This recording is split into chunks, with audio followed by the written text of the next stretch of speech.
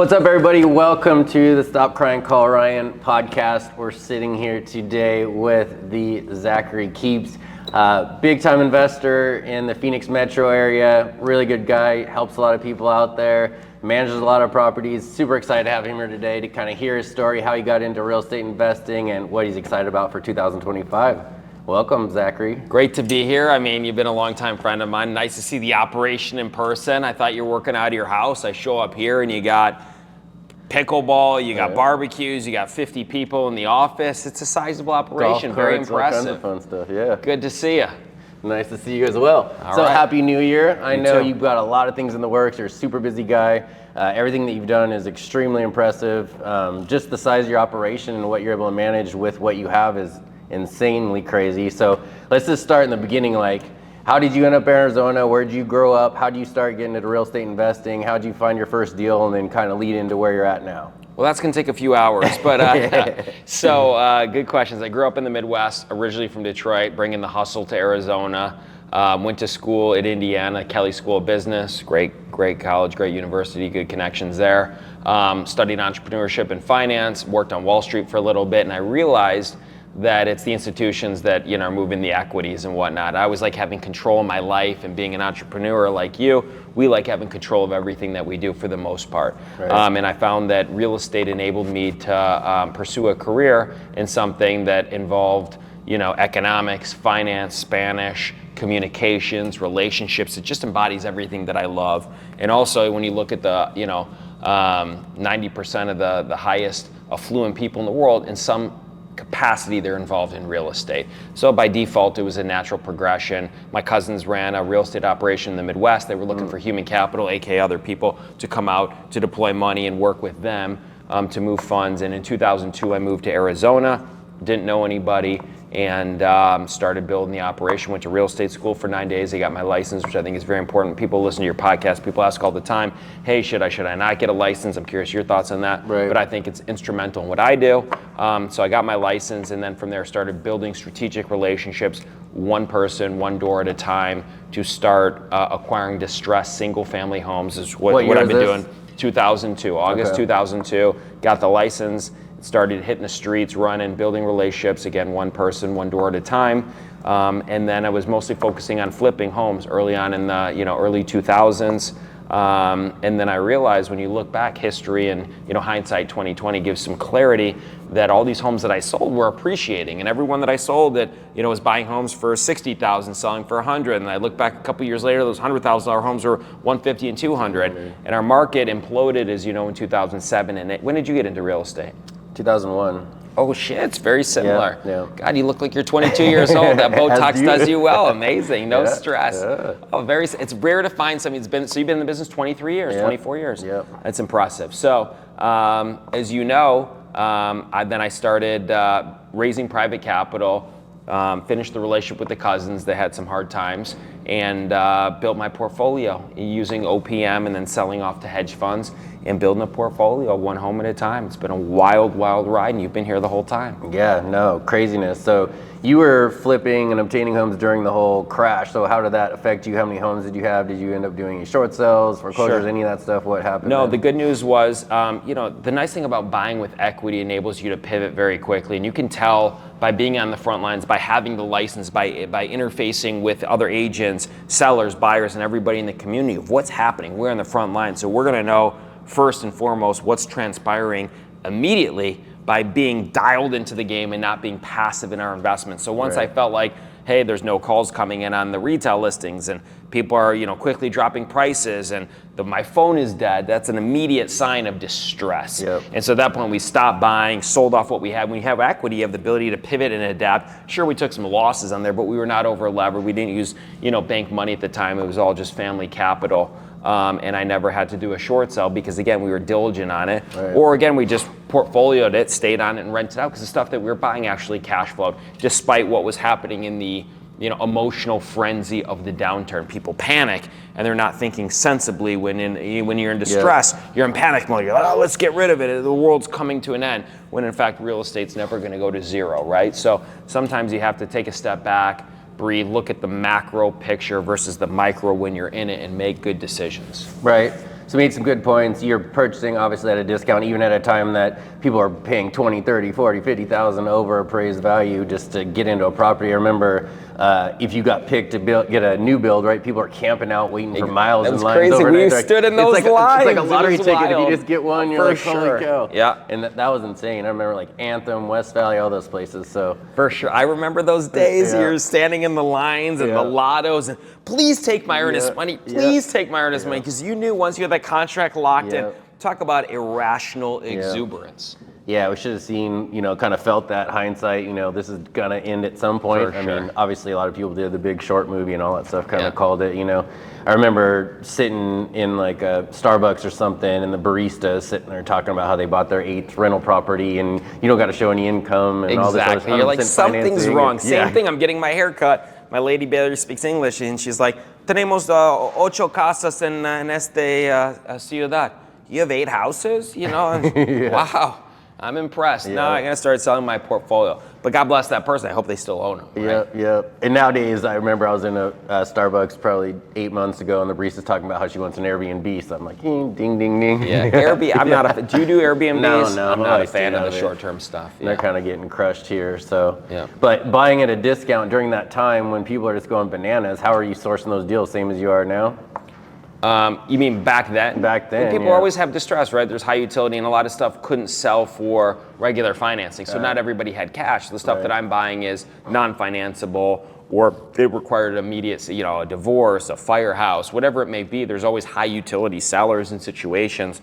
So just like you, if they're crying, you call Ryan, Fix their problem, Yeah, if you're on crack, call Zach. I mean, it's the same thing, you need your crack, you call me and I get you a hit. Got some trash, want some cash? That's it, trash to cash, that's how we do it. So look, no matter where you are in the market, and you can never pick the perfect time. No one's perfect like that, especially when you're playing the long game. It's just important to be in the game. So no matter what's going on in the market, if you're buying with equity and you're buying below market, you've got some cushioning in what you're doing and protectionary measures. Right.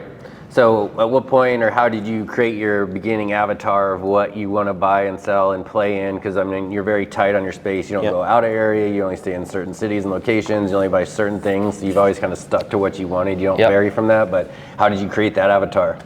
I think, again, going back to just being hands-on, being anal, if it's too far away where I can drive it, see it, feel, and touch it, anything that I acquire, for the most part, I get in it. If it's too far away for me to drive or manage, by default, it's out. I trust nobody, unfortunately, or fortunately, if you will. So when you have hundreds of thousands or millions of dollars on the line, if you're too lazy and it's outside your jurisdiction, who's ever, encouraging you to buy that asset, they have a vested interest to only show you the good stuff. I can guarantee when you have that kind of capital on the line, you want to walk and feel the asset. And then again, if my strategy is long-term hold and I can't manage it and it's outside my economies of scale, it doesn't work when you're scaling a company to have stuff all across the nation. I mean, who's going to manage that stuff? How do you trust the people on the ground? How do you know really what's going on in that market if you're not really fully operating there? So what I've done for 22 years, for most people, would be extremely boring. It's the same single family, ideally 3-bed, 2-bath minimum, single family homes, 2-car garages, same thing day in and day out. I still love it. It's kind of my addiction. It's my crack.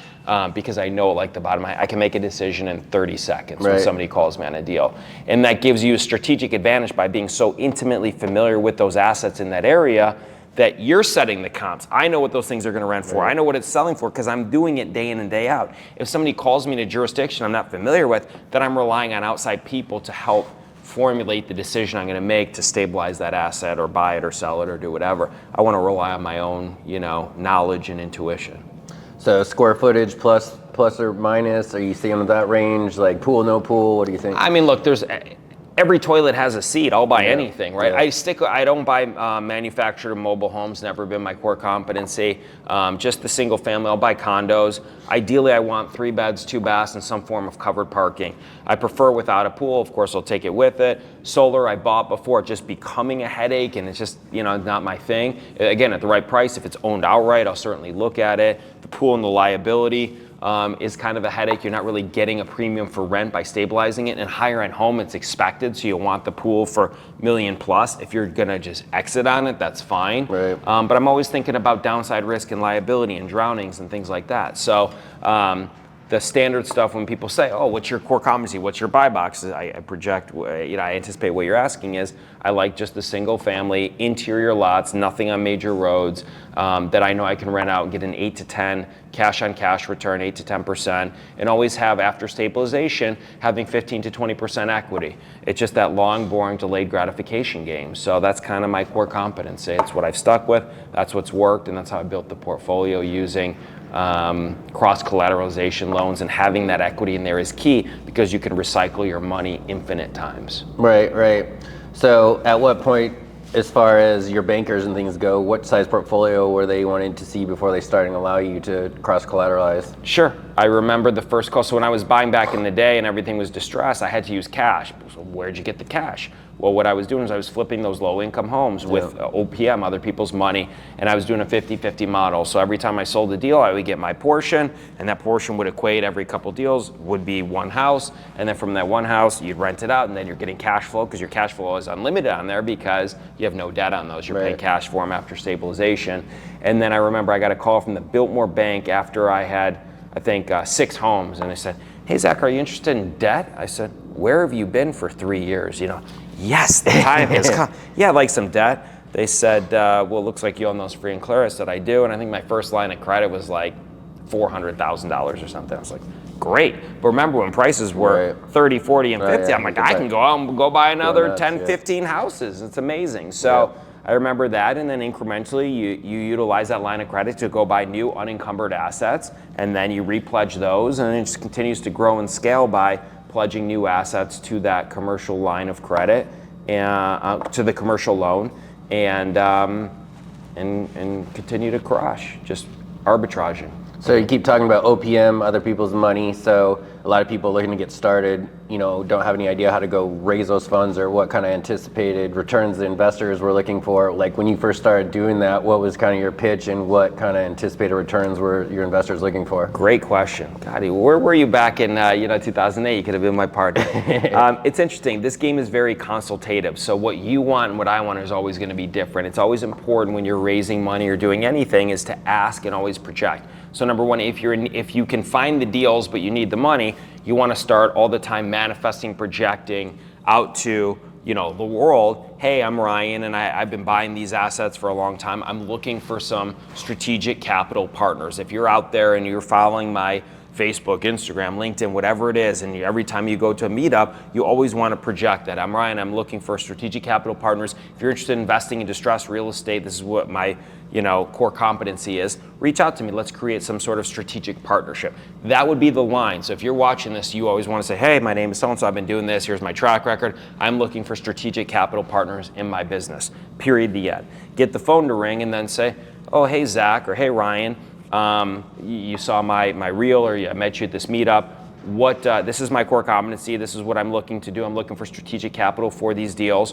Are you looking for a preferred return? Do you want to take equity? Do you want a hybrid? What are you looking for? It always starts with the investor. Yeah. How long are you looking to deploy your money for? How much money are you looking to deploy? Someone will call, I got $5,000. I said, unfortunately, that's not going to work. My minimum, would be, $50,000 or $100,000, but I'm looking for reinvestment. I want these long-term strategic relationships. And then also asking that investor, do you want to be part of the remodel? Do you do anything with construction? In what capacity do you want to be involved and affiliated with my business? If they're just like, I'm passive, I have high net worth, I want to diversify in real estate, great. How long do you want to deploy that money? You don't want somebody who's calling and saying, I need that money back, right? So there's multiple ways of servicing these private investors. What I did, and worked best for me at the time, was just a 50-50 model. What that means is they put up the money for the acquisition. I would put up the money for the remodel, so I'd definitely have skin in the game. I would take no acquisition fees, no management, no nothing, no commissions. All that money went in the pot. We split the money 50-50 upon disposition. The investor was paid their original investment. I was reimbursed my rehab money, and then we split the profits 50-50. And that was very successful in a highly appreciating market. The returns were exponential, right? They were probably 30-40% every 60, 90 days. So, annualize those are, 100+% return on your money. And then, of course, they wanted to reinvest. The goal is reinvestment. And then after a while, and you have your own deals and things are good, some people say, hey, I just want a straight 8% or 7%. That's what's crazy about this world, right? It's not crazy. everybody wants something different. If we walk in a bar and I like a blonde and you like a brunette, there's no competition. Right. So here's my wingman Ryan, here's my wingman Zach, nice to meet you, and let us get you a couple drinks and have a good night. Same thing in real estate. Everybody desires different things. Timing of money, returns, risk factors. That's the important thing too, is how to structure these deals to ensure that that investor is protected. A lot of people are getting screwed out there because they could go out and say, hey, I need money on this deal, and they have 5 investors on one deal and it's not disclosed. Right. They raise $1 million and the asset costs $250,000, as you're aware. So it's very important to be transparent, be clear with operating agreements, with first deeds of trust, recording that against the property to protect investors, and running a good business. You're not going to get very far if you're screwing anybody in this business, especially as you know, right. 2+ decades out here working. We know everybody that's been screwed, and we know the good operators because time always tells the truth. Yeah, the ones that come in the hardest and the noisiest, usually the ones that are out the fastest and correct. In jail and all that other crazy stuff.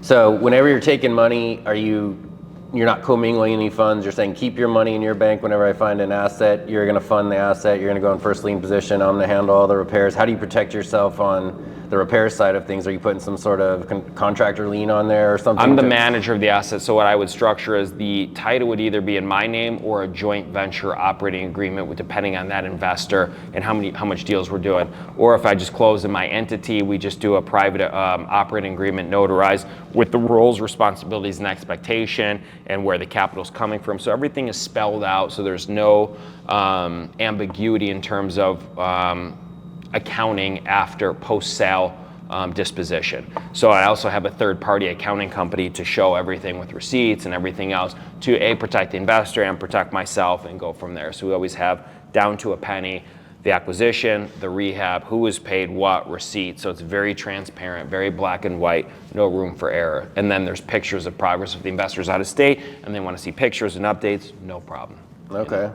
Very cool. So on the reverse of it, now that you're kind of on the other end and people are coming to you to ask for OPM, so what are some things, if you do have money out there you're looking to invest, what kind of thing would you ask? Say I come to you, say, hey man, I'm going to start flipping, I'm going to do this kind of stuff, I need your money. Like what kind of things would you say to me, or what, to try to protect yourself as an investor? Okay, so you're reversing the role. So you're saying, Zach, I want your money. And you said, well, no, I'm going to invest in my own projects, but I'm happy to sit with you. But I would say, okay, what position is my money in? What is your experience? I'd like to see your track record. Show me your last 10 projects with strategic accounting. How are you accounting for stuff?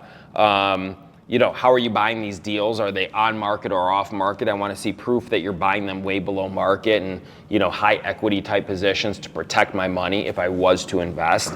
And I want some sort of preferential treatment. If I'm doing it right now and I'm going to risk, $1 million or whatever it is in your operation, give me a pref. I'm happy to do. Knowing what I know now, I would say I want the first, 5 or 6%, and then we could do a hybrid. I want to incentivize you to do well. So maybe it's a pref with, equity. Maybe I only want 40% equity on the back end with the first pref. So I would think about a hybrid structure to incentivize you to do very well.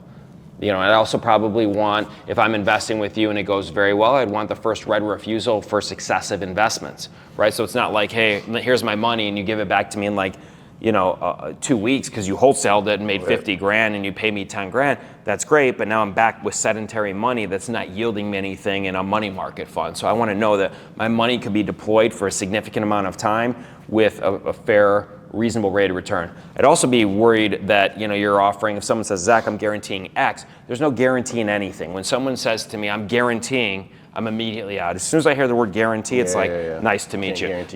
Nothing's guaranteed. We could die tomorrow, anything could happen. So when people are overly confident, they're offering 15, 20% returns, I'm also immediately out. So you got to be very careful when you talk about big numbers and someone's overexcited and overhyped. Realistically, with real estate, we know over multiple decades what the expectation is. If someone's getting a double-digit return, that's very, very good. When I say double-digit, 10, 11, 12, 13, that's a great return compared to alternative investments out there. When equity markets, it's a difficult market where they can go up, it can go down. That's the problem. We can't control it. It's institutional driven. Bitcoin, all this stuff, highly volatile stuff. At this stage in the game, and depending on the investor's net worth, a lot of times they are just protecting the wealth and they want incremental growth. They're not willing to risk it all. They've already worked multiple decades to get where they got. So it's very important for them to be very conservative to mitigate risk, but to also provide a return that's relative to the risk. Very cool. So Fast forward a little bit, you've been in the game for a long time, you've been through 20 plus years of real estate. Correct me if I'm wrong, but you're one of the largest single family residence owners in the state, right? Yep. Are you the largest or one of the largest?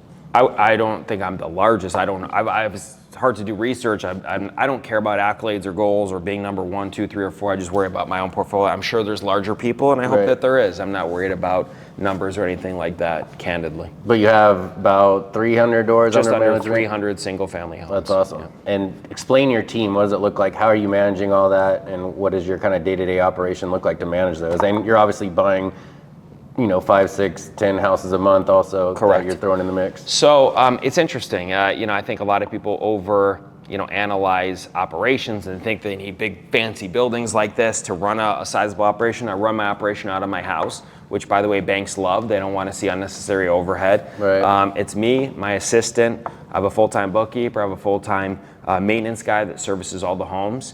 And then I run 3 or 4 crews full-time doing the remodels. I have a designer, on staff as well for the design stuff. And it pretty much runs autonomously, right? We have roles, responsibilities, but I run this very, very lean. I think a lot of people don't understand their own capacities. I see management companies that have less home that have 5 and 6 people on the management team, and I wonder what they do all day. And I guess my hypothesis is a lot of those investors that are providing those assets to the management company does more of a lipstick job on the remodel, which would keep them busy, right? If you stabilize an asset and you do high quality work and you really do full surgery on the asset, you're going to get a lot less calls. So we are 100% vertically integrated. I have access to all my tenants and calls. People are like, you talk to all your tenants? Absolutely. I'm all about strategic relationships. We collect all the rents. We pay all the TPTs and the taxes and the HOAs. So, with technology now, and again, I don't utilize technology to the fullest level. We do a lot of QuickBooks stuff. I don't have all these online programs. We run this very brick and mortar type business that is predicated with the highest level of great relationships and communication. So most people are like, no way. I said, that's crazy. you spend hours with me, you see it, I take calls, resolve problems. Most people run away from fires, right? Something happens and they're fearful of having a conversation, they're running from the fire. I think it's important to run to the fire and put it out and figure out how to, resolve situations as quickly as possible. Right. This guy's phone's dinging all day long everywhere. It's ringing on my phone right now. It's shaking the table. We were at dinner the other day and he's like, hold on, I gotta run out and collect rent. So he's meeting guys in the parking lot, dropping off checks and all kinds of stuff. So yeah, that's impressive to manage that many homes. And self-collecting and evictions and all the stuff that goes along with that. How many evictions do you think you've done over your career? I don't do how many people have I evicted? Yeah. Probably 150. Yeah. Yeah. Which, if you think about it, is not that. It's getting more and more now. If you want to talk candidly, which we always are and transparently, the economy is not as great as people make it out to be. A lot of people are struggling. A lot of people are paycheck to paycheck. A lot of people are quick just to file the eviction. I think it's important to file the eviction, but I think it's also just as important to call and engage those tenants to get a workout plan. Because many of the times, 50, 60% of the time, you can resolve the situation by making a modification on the due date of the payment, or delaying late fees, or making multiple payments per month, or put them on a weekly to retain them. Because the cost of turnover and transition is great. So to those landlords out there, people aspiring to manage and run their own portfolios, communication's the key. It's always much better to work it out than just go straight for an eviction and have no communication. It's all about resolution. I know on the lending side, it's getting more popular for multiple generations or families to be buying homes together with a few different co-borrowers and putting more people in the home for affordability reasons. Are you allowing that on the rental side? Are you seeing more of that? Absolutely. You have to factor that in terms of wear and tear, right? Yeah. More flushes of toilet, more hair in the toilets, and filters, and wear and tear in the house, and handles, pushes and pulls. It equates. But you're not getting a premium for it, but I also respect that the more people hypothetically are in there, or adults, not just kids, their ability to service that rental payment because of multiple streams of income. So something that I'm looking at when people are applying, I want to know who's specifically going to be signing, who's going to be in the house, and I want to know who's working. So something to really pay close attention to, because a lot of people are struggling. So if people are consolidating to afford the asset, then I think it's a good thing. Add people in there. So Zach's a great buyer, obviously here locally. We give him first crack at any local deals that we have, and he closes immediately, makes the process super streamlined, easy.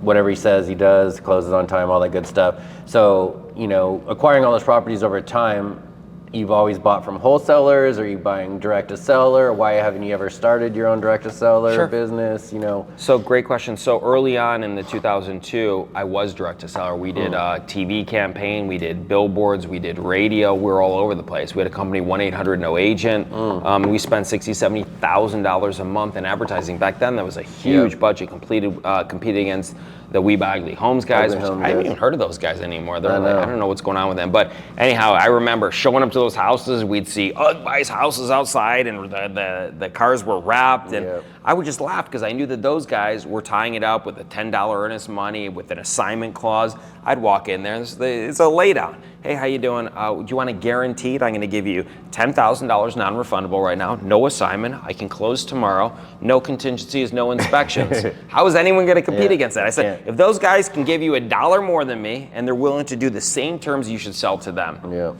laydown. They're like, yeah, they're not willing to do that. I said, well, do you want a guarantee? I'm paying you more than them anyways because I could afford to do that. I wasn't worrying about assigning the contract. So I had a great time doing that.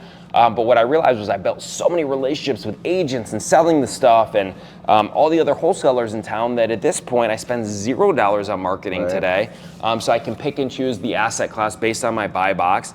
And I'm having a great time doing it. Like I love buying from guys like you that call me up. Hey, I got one in your zip code that you like. Here's the price. Great, let's do it. And I love when guys like you and gals and other wholesalers make money. We go out, celebrate, have a steak dinner, and a martini, and on to the next deal. That's what this business is about. It's about having fun, solving problems, but everybody wins. I used to think, I say before, a zero-sum game. I need to buy the house, and the other wholesaler is going to lose or whatever. And now it's not like that. I was narrow-minded. It's really about creating those win-win, long-term, mutually beneficial relationships.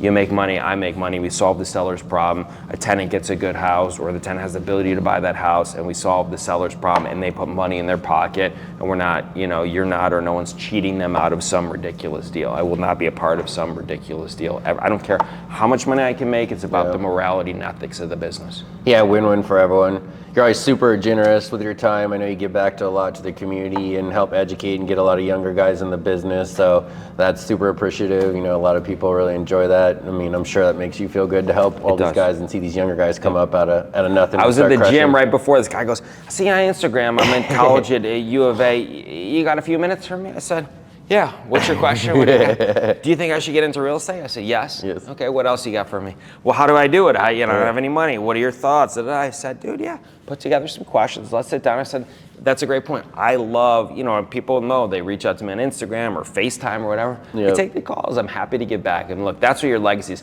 Nobody cares how much money you have. Nobody cares how much money I have. They care about how you made them feel, how you've impacted the trajectory of their life. That's your true legacy. For sure. And everyone appreciates that. So you've got all these homes under management, you're cruising along doing your thing. You've obviously had some crazy stories that you've told me. Is there any one crazy story that's stuck out to you in either in an acquisition or evicting a tenant or any of that in your day-to-day operations? Like any single one story stick out that's like, holy cow, I can't believe I got out of there alive kind of thing? How much time do we have? First of all, as we're sitting here, I feel like we're on like CNBC or something. You're a very good interviewer. You run a really tight ship, and the guy looks the part. So I just got to give you, accolades. Like I know you. Look, I know you intimately. You're my friend, and we go to dinners. But it's funny to see you in this capacity. You got your journal out here, the fluidity of the conversation. So props to you. So if real estate and mortgages don't work, I think you can maybe pivot to American Eagle model and also CNBC producer or something. I think it's going to be great. So no matter what, as I always say, contingency planning. Your future is looking good.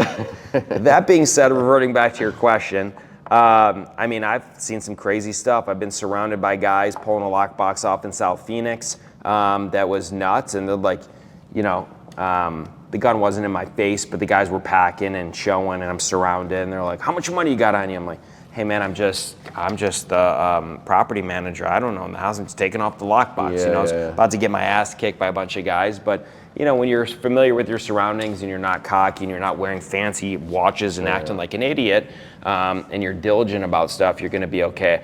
I would say that one time I was walking a house and The seller did not do a good job of their management, and they had some hostile tenants, hence the reason they were selling. And they had a high utility sell because the people weren't paying, there were squatters, and they'd sent their management company out there to walk a couple properties with me to show me the assets. I said, okay, that's fine. I didn't understand why we were there until the second home we went to. The guy says, hey, I know there's squatters in here. I just want to make sure that it's vacant right now, and then we'll walk you through. So he goes, you wait up front. I'm going to go through the back. So he says, hey, we're doing a walkthrough. Make sure if you're in here, you make yourself known. Anyone in here? Anyone in here? I'm standing there. I'm like looking around, the sunshine. It was in Maryville. And the next thing I hear is boom, boom, boom. Like, what the fuck? I run to my car, take off. The guy's wife, the other manager, was running toward. I didn't even see her running my car. She's like yelling at me to get in the car. I didn't even see. I'm just thinking, somebody's dead. I don't know what just happened. Turns out a guy was running at him, one of the squatters. He had to shoot at him, and he had a pit bull. And I said, is the pit bull? I'm a huge dog lover, as are you. Is the dog okay? Crazy. I mean, that's pretty serious shit to be shooting at somebody. You know, that's some crazy stuff. So, I mean, it's all there's stuff all the time with transients and squatters and evictions and hostility, but it's again managing that stuff. It's about never escalating your tone and staying calm and communicating. I think you can always achieve resolution by keeping a calm temperament, communicating, and not being, you know, a jerk. Yeah. You have the sheriff's office or Phoenix PD on speed dial. Like, hey, Zach. Hey, Zach. I got another one over here. Can need your help. Pretty much. There was days like that. Yeah. Yeah. No, that's some crazy stuff. Yeah, I believe you told me that story. That came in a whole tranche. You bought like 17 homes in one and went through and cleaned them all out. Did you end up bundling those up and selling them off, or what did you do with those? I've retained some, remodeled them, flipped them, a bunch of stuff. So it was crazy. Very cool. So now you're doing some other big stuff, which you enjoy. I know you just got picked up with HGTV's hit series, Flipping Impossible, right? Yep. Trash to Treasure, is that what it's called? Look at you. The research is impeccable. There you go. So you just had your first episode air, right? So we had your big event, and that was really cool seeing all those people. Yeah, no, thanks for having us. So kind of what are the plans with that? Have they given you more updates? When can people watch it? How can you see it? All that stuff. So it's crazy. I mean, people think, oh, that just happened. That's great. You're filming today or tomorrow. That was, I mean, I think it started almost over 2 years ago when they had some talent scout find me, and then they vet you, and then you do the videos and Zooms with the producers, and then they want to see tax returns, and they really get into your DNA and blood. Is this person really for it? Because a lot of people represent something and it's not true. And then they come out and we filmed and did a little mini series to then they say, well, there's probably only a 10% chance you even get to this point to get the mini series and a little promo videos and whatever, like an 8-10 minute video.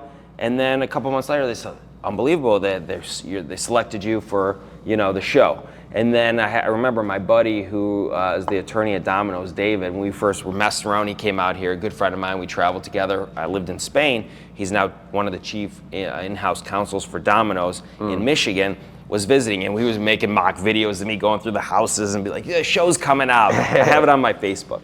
And then I called him, I said, hey, I need you to review these contracts for HGTV. He's like, oh, this is amazing. So we signed a 6-season deal with them, but it is a unilateral contract based on how the show performs and whatnot. The thing that I can say in front of you and anyone else, it is frustrating because they don't communicate. When they said we're airing, I get a text. You're airing on this day.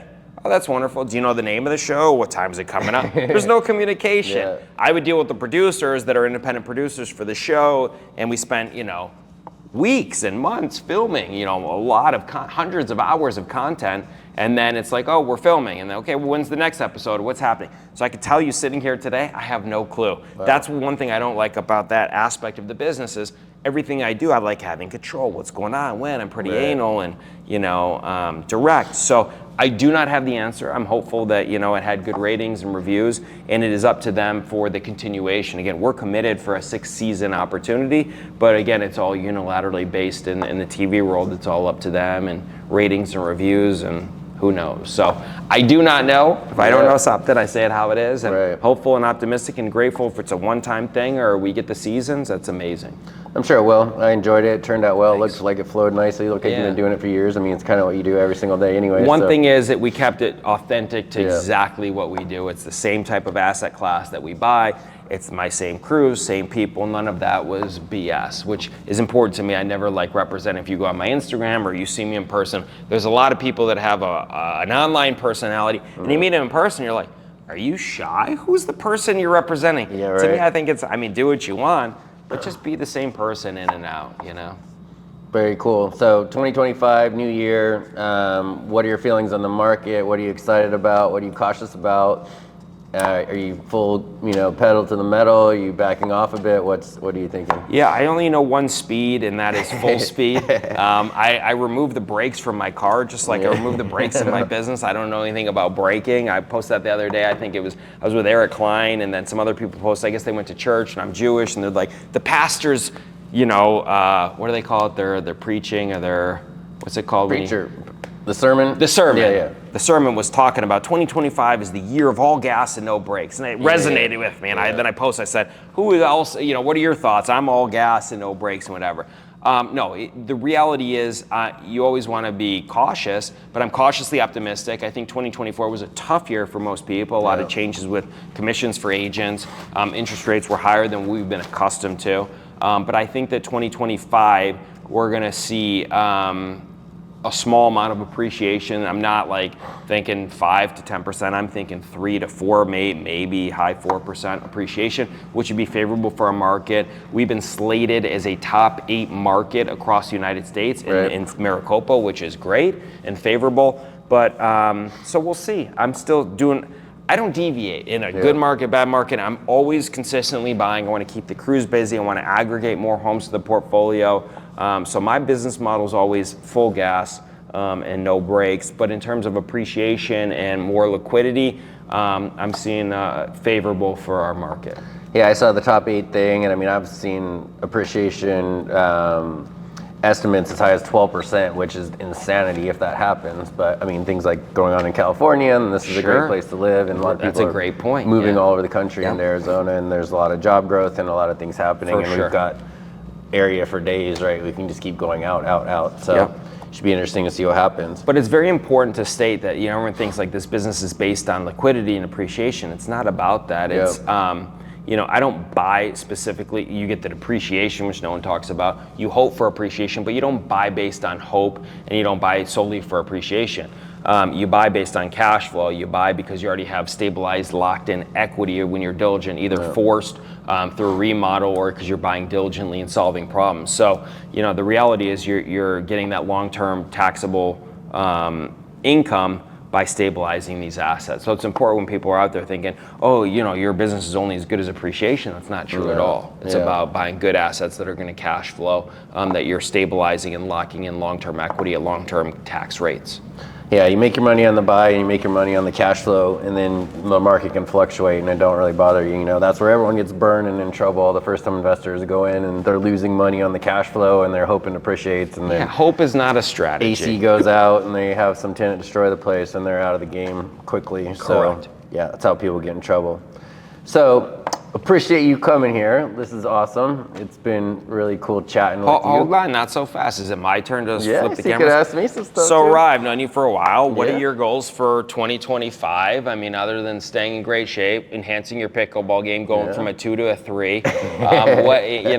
What are you doing with investments, marketing? Talk about your company. What's your thoughts on interest rates? Where are we at with your stuff? Everything. So I'm super bullish on 2025. I feel like we've been picking up a lot of inventory on the investment side that's been staying there for a little bit just in the last few months, but just in the last week we've seen 6 or 7 go pending. We're getting a lot of activity on the investments that we do have out there. My whole thing is a little bit different than yours. I love playing the debt game. I love being a note creator. I like being a lien lord versus a landlord. For multiple different reasons. I don't have to deal with the toilets, the phone calls, the AC breaks, any of that stuff. I just got to worry about people paying me, right? Which can be handled through a third-party servicing company, which doesn't create a lot of noise. So, what percent of your notes are performing right now? Are you at 100%? Or are you?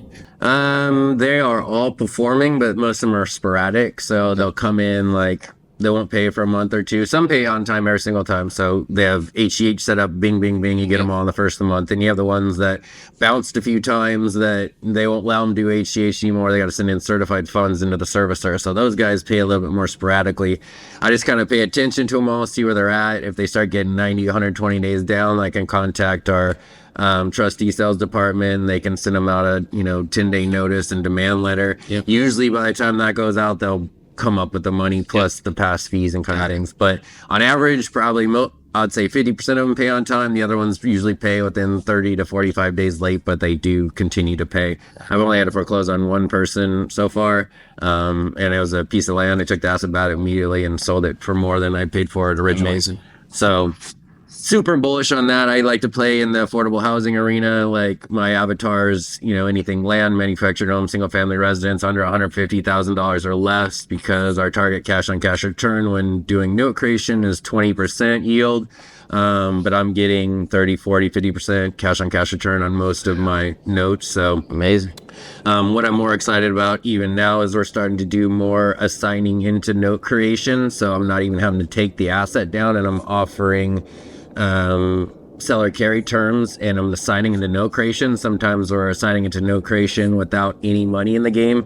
So I'm creating debt out of thin air that I'm taking payment on for 5, 10, 15 years, which is awesome. I've done that 3 or 4 times now. So if we can, wholesale into that without obviously closing or paying any money, that's creating debt out of thin air. So it doesn't happen a lot. So but I'm trying to 10x the seller carry gain. We play a lot in the rural area housing. I'm going to push into some other kind of markets. I think there's a big opportunity in the whole equity interest arena. So especially here locally, sellers are getting more educated. They know what's going on in the market. They know what their property's worth. But not every seller wants to deal with an agent. They don't want to have a full-blown circus getting put on the market with open houses and balloons and people inside of their house. We like the circus. Show ready. Yeah, we like the circus. Show ready every single day, and they don't want to pay realtor fees, closing costs, and commissions. So every agent in town's like pounding the canceled expired list, the FSBO list, and all these other people. And they're like, oh, you need to list your house. You need to list your house. They're like, I don't want to do that. Well, we come along, we say we have 3 different opportunities for you. We've got our cash offer, and it's going to be here. It might make sense for you if the property is distressed, right? And you have a lot of repairs that need made. It might be a lendable property that's in a little better condition. You're cool with netting a certain amount, and you don't want to pay realtor fees and closing costs. So in that instance, we're able to still put it on the MLS. We don't got to put a sign in your yard. We don't have to put a lockbox on the house. We can control all showings through like 1 day a week that works for you, and people aren't going to be showing up randomly. You're still going to net your number. You're not going to do any repairs, and you're happy and can move along in your timeline. So that's starting to get a lot more popular. And then you have your traditional listing route if it is nice and they want to show it and do all that other stuff. So I think having 3 avenues for these sellers, not just trying to jam a cash offer or listing down their throat, is going to get a lot more popular, especially with all the NRR stuff that comes up where people aren't wanting to pay buy-side agents and all those type of things. For sure. So super excited on that. I want to make a push on hard money lending, start doing more hard money loans, getting some of that money to work. And then as far as the mortgage team goes, we're growing, we're hiring. Interest rates are hovering in the high 6s, low 7s right now, depending on what you're looking to do. What's getting more popular is these more non-traditional type of financing, where there's a lot of people out there that are working kind of odd jobs. Like we just closed a loan today. The guy is a Bitcoin trader, right? So typically you're not going to be able to use Bitcoin to buy a property, and he doesn't really have a job, but he's got income and he's got money, right? So we're just doing a no documentation loan for him. He can put 30% down. He can buy the property. He doesn't have to show any income. And we're actually able to use his Bitcoin by transferring it into other accounts in certain amounts that they're allowed to use for the down payment. So he's actually able to buy his house using Bitcoin, which most people aren't going to be able to figure out without a job, right? So we're seeing more like, self-employed people. Obviously, if they're intelligent and they're working with a CPA, that's going to educate them on how to not pay a lot of tax if they don't have to. So they do make a lot of money internally, but they don't show money on their tax returns. So you get different programs to use bank statements and alternate type of vehicles to get them into their properties. And those are starting to get a lot more popular on top of your normal, traditional, conventional FHA, VA type financing. We can do all that stuff too. So cool. Working with some bigger hard money lenders to transition some of the matured hard money loans into like DSCR loans and those type of things where people can obviously buy or refinance based on rental projections or current leases. So doing those type of things, I think there'll be a big opportunity for that. But people ask all the time, same to you, is it a good time to buy? Oh, it depends, right? Are you looking to buy, sell, rent, invest? Like what's your purpose? And then are you paying full price for it, or are you getting a deal, right? Yeah. So you make your money on the buy, and as long as you do that, and as your cash flow and everything's in line, I think it's always a good time to buy. I agree. And if you're paying rent, I mean, really the main reason to buy a primary residence is to secure your long-term housing cost, right? Mm-hmm. So you're not having rent fluctuations, not having to worry about that, and then you're obviously having debt pay down and building equity and have a place to live. Mic drop. Okay. Well done. So, but yeah, that's what I'm excited about. I think it's gonna be a great year. I see a lot of activity. I know a lot of realtors have gotten out of the market. I know a lot of lenders have gotten out of the market. So the ones that have pushed through it, I think there's gonna be a big opportunity when we ever do see some rate movement or seeing some inventory build up. So I'd say just keep pushing to everyone out there that's struggling a little bit, and kind of how we've survived this whole thing is being able to leverage and service our clients on multiple levels. So it's like we can help them with lending, we can help them with buying their house, selling a house, disposition, all different kinds of avenues to service a client, not just being a one-trick pony. And I think that's how you're gonna survive the remainder of your career in real estate. Honestly, I agree. Makes sense. Well, good. Yeah, man. Well, I look forward to more conversations. I appreciate the friendship. Amazing dinners as always. Yeah. More circuses. Yeah. And good times ahead, 2025 and beyond. For sure. So how do people get a hold of you, follow you? You have a house, obviously, that's distressed, you need a cash offer, that's the guy to talk to. And Ryan, in fairness. So they can reach out to me on my Zach Ventures, my Instagram, Zachary Kepes. You'll see a picture of me and the dog, ZAK Ventures. And if you DM me on there, I will respond immediately, and we can exchange information and go from there. So very cool. Well, I appreciate it. Hope you guys enjoyed the show. If you have any other content you want to learn about, anybody you would like to see on the show, please reach out to me, direct message me, comment and like below, and subscribe to this channel, and we will be in touch. Yes, we will. Have a good day. Happy New Year.